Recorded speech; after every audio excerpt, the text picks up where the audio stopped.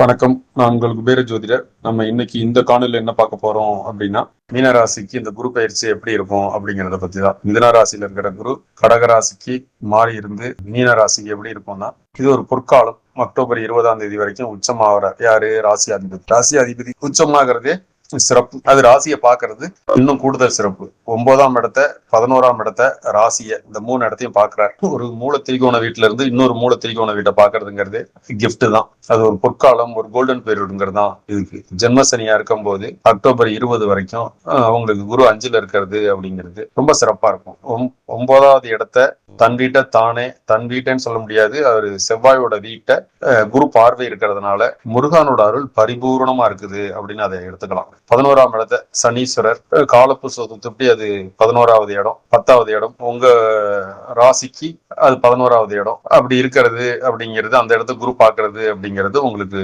மிகச்சிறப்பு. உங்க ராசியை பாக்குற தெளிவா எதுலயும் முடிவெடுக்க உங்களால முடியும். உடல் ஆரோக்கியம் மேம்படும். பல நாள தடையா இருந்ததெல்லாம் இனிமே சிறப்பா நடக்கும். உங்க பொருளாதாரம் உயரும். சமுதாயத்துல உங்களுக்கு அந்தஸ்து கிடைக்கும், பதவி உயர்வு கிடைக்கும், சம்பள உயர்வு கிடைக்கும். இவ்வளவு நாளா அவங்கவுங்க தொழில இவ்வளவு நாளா பின்தங்கி இருந்தவங்க எல்லாம் முன்னேற்றம் ஏற்படும். அரசியல்வாதிகளுக்கும் மேன்மையா இருக்கும். நடிகர்களுக்கும் இது ஒரு பொற்காலம்னு சொல்லலாம். முதியவர்கள், வயசானவங்க எல்லாம் மீன ராசியில இருக்கிறவங்களுக்கு ஆரோக்கியம் மேம்படும். ஒரு தன்னம்பிக்கை இனிமே கிடைக்கும். மாணவர்களுக்கு, மாணவிகளுக்கு எல்லாம் நல்ல படிப்பாங்க.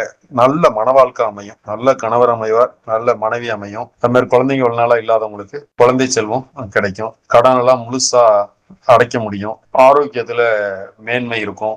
கடவுளோட அருள் பரிபூர்ணமா அவங்களுக்கு இருக்க போகுது. சமுதாயத்துல ரெஸ்பெக்டா வாழ போறீங்க. பேங்க் பேலன்ஸ் உயரும்.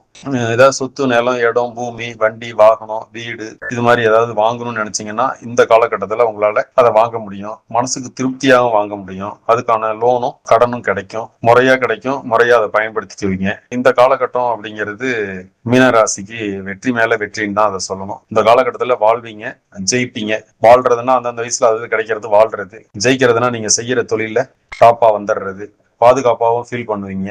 அதனால இது ஒரு மீனராசிக்கு பொற்காலம்னு எடுத்துக்கலாம். இதை நீங்க பயன்படுத்தி இன்னும் வெற்றி மேல வெற்றி பெறணும்னு வாழ்த்துறேன், விரும்புறேன். நன்றி, வணக்கம்.